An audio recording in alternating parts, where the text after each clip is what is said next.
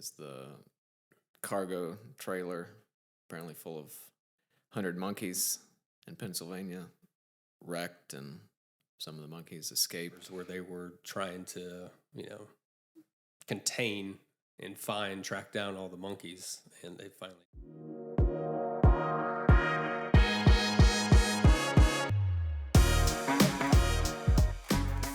Hey, good morning and welcome back to another episode of Aikman Bros podcast. Hopefully you survived the winter storm. I'm James Aikman. I'm Andrew Aikman. So today we're going to talk about a few things, but first thing is you might notice we're in a different setup. We've moved rooms, kind of got a little outgrew the old room. This is still a work in progress, so we are constantly always trying to improve our kind of setup here. So this is kind of just the first podcast in the new room, but more to come on the finishing touches of the room. I had plans for a cooler looking backdrop, but Andy vetoed those, but we'll get into that a little bit later. Yeah. Cool is a interesting word choice. So mentioned we just survived first winter storm of 2022. And so we thought one thing we'd talk about is worst weather events, whether that's winter or not, that we've ever had here at the park. This one might have been the most snow we've had potentially. Yeah. Well, I mean, from a winter weather standpoint, the biggest, I guess, thing that makes it a, really bad storm or not is if the power actually goes out. So we were without power for probably close to 7 hours. Yeah, 7 hours. And that's happened at least one other time a few years ago that we were without power for a pretty long time. And that's kind of the biggest issue this time of year is if we are without power for an extended period of time, it gets to the point where we do have to start thinking about how we keep certain areas warm that have animals that kind of need a certain constant temperature. So whether that's kind of torpedo heaters or kerosene heaters or whatever. But that, in my mind, kind of what dictates if it's a bad storm or not is depending on if power's out and how long the power's out. So this one definitely ranks up there for sure. Well, in wintertime, we have animals that need heat lamps, but then we also have heaters going in some rooms. And then like our hot room, which we call our reptile room, also has a sugar glider and hedgehogs. That room gets kept at about 80 degrees. Yeah. So thankfully, it holds it for a while, but after 7 hours, you do start to see a drop in temperature.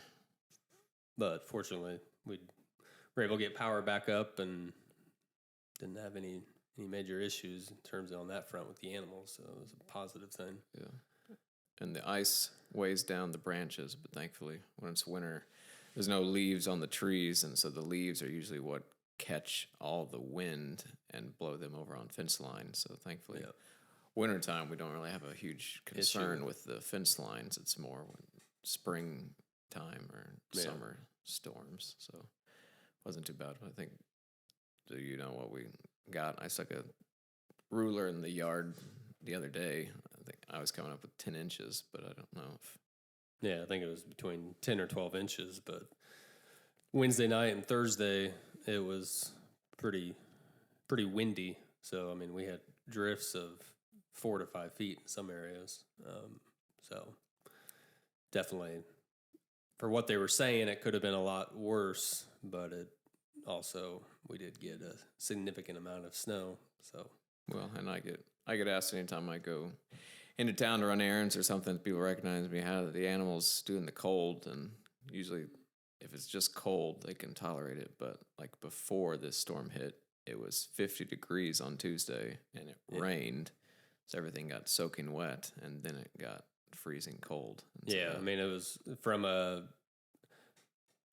onset of a winter storm like this, it was about the worst combination that it could be in terms of warmer conditions, and then within 24 hours, you're in freezing rain, snow, and before it transitioned over, we had a lot of rain on that. So we ended up, first thing Wednesday morning, we ended up getting the zebras in, because zebras, they're fine out in 20, 20-degree weather, even if it gets down to kind of the single digits, as long as it's somewhat dry and they can kind of get in the shelter to get out of the wind and stuff.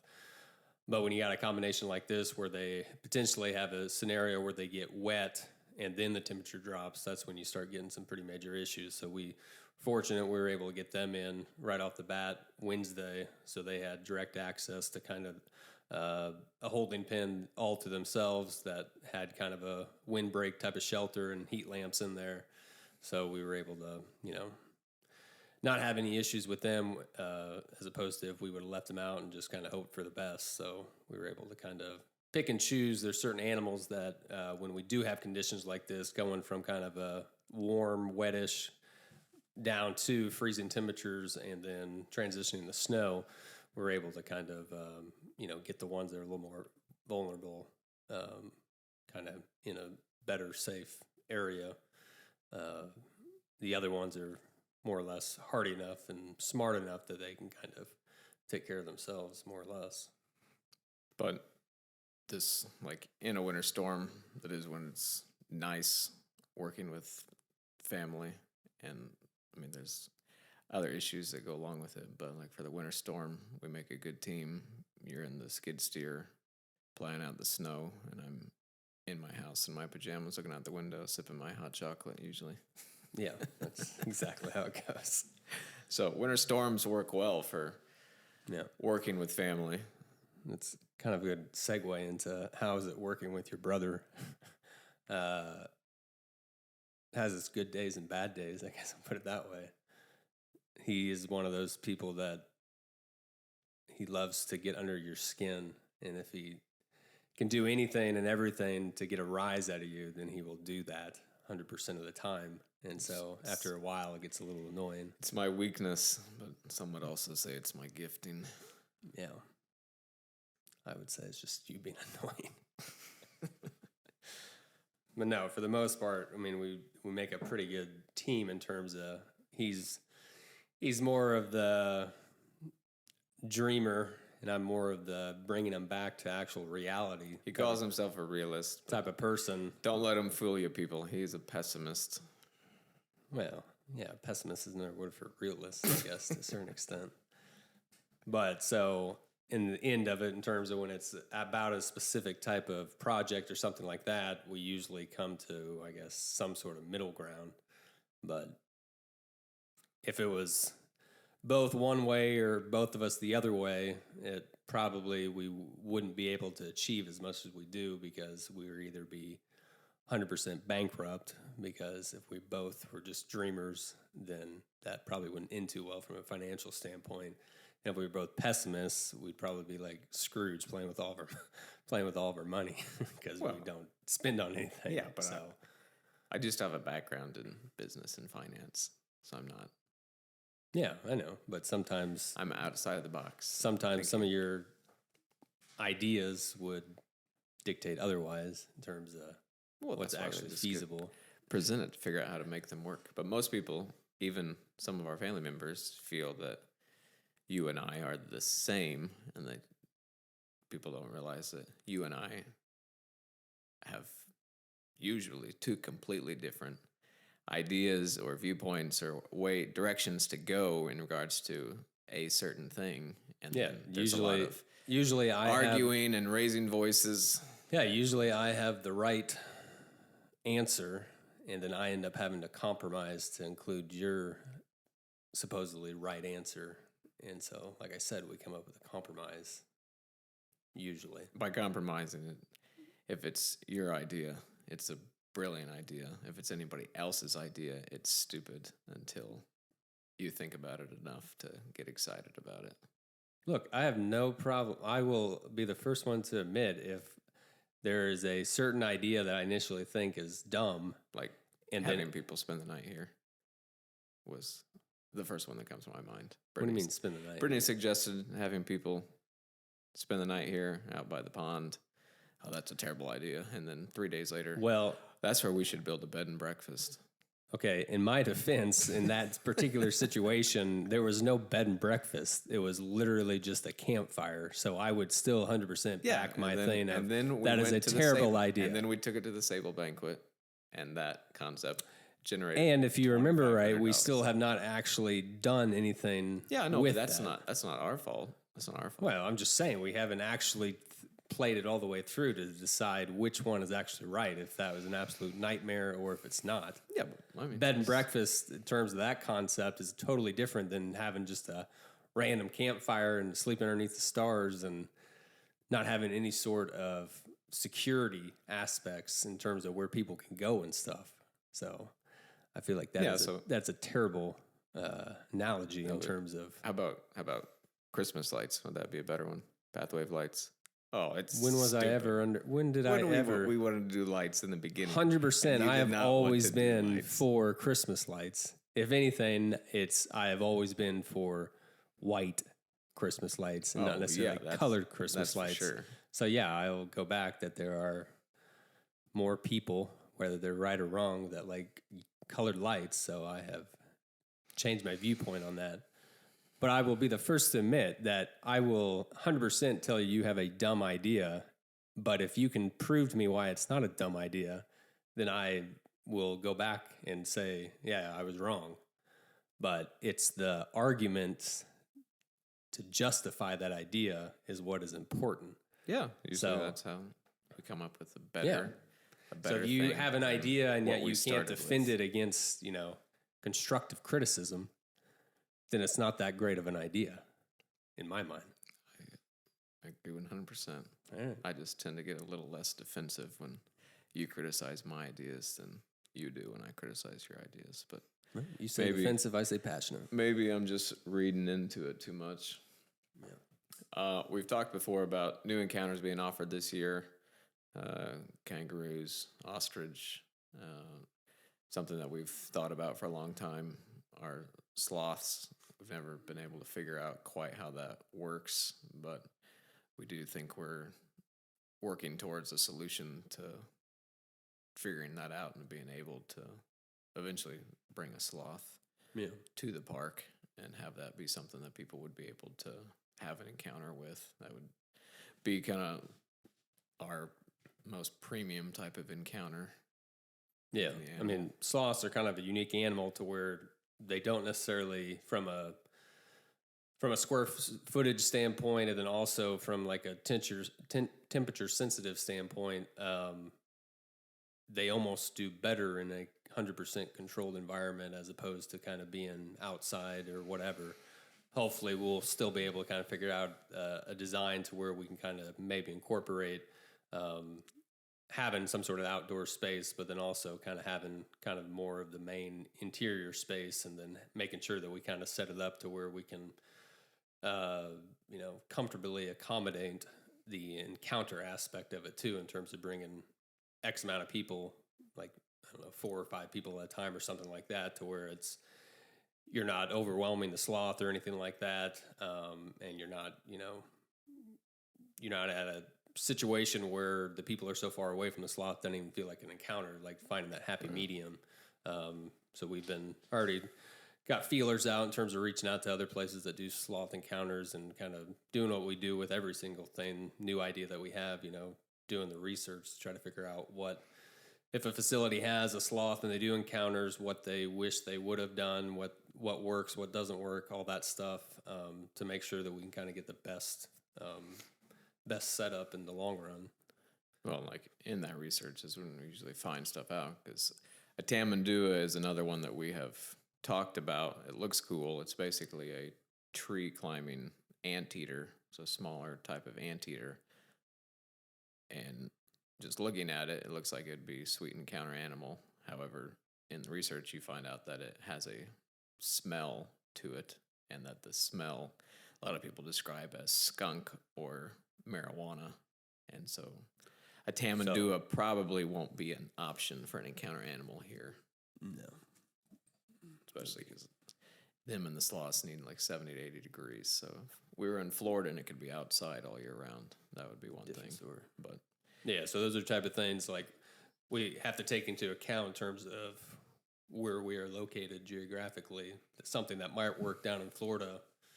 Because of that situation with the smell, it's not going to work indoors 90% of the time for us. So, but yeah, hopefully more to come on the on the sloth. Like I said, we're kind of still in that initial kind of mapping out what that looks like. But something else that has happened recently is the cargo trailer, apparently full of 100 monkeys in Pennsylvania, wrecked, and some of the monkeys escaped. I don't know. Do you know what caused the wreck? Well, yeah, I think it wasn't ice related, was it? No, I don't think so. I think it was just a multiple car kind of collision type of situation that this car or vehicle just happened to be kind of in the mix of it. But from what I read, it looks like there was maybe a period of 24 or 48 hours where they were trying to, contain and track down all the monkeys, and they finally did manage to, I guess, find all of them, or at least make sure that all of them were accounted for. And was there 100? Yeah. So biggest takeaway from this is this just goes back to why monkeys, primates, will be one of those animals that I'm still on the fence if we will necessarily ever have them, because of the one thing this article talked about was just the fact of the disease transmitting things. That's why they were so concerned, because they're primates, because they can transmit,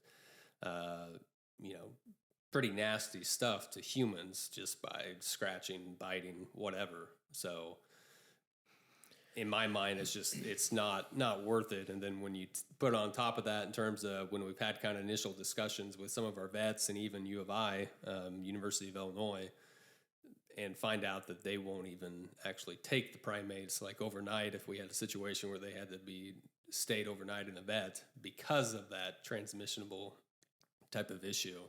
Because I think that's how Planet of the Apes started. Well, yes, that was the other thing that came to my mind, is that I feel like this is the premise of a start of a movie or something like that, in terms of one lone ape kind of gets out and then wreaks havoc on the natural ecosystem. But no, so that was my biggest takeaway with that, is just another confirmation that primates are a long ways off, if at all. Well, no, it hasn't. So Daniel, our adopted brother, he hasn't been deterred by that at all. He's wanted primates from the very beginning. Yes.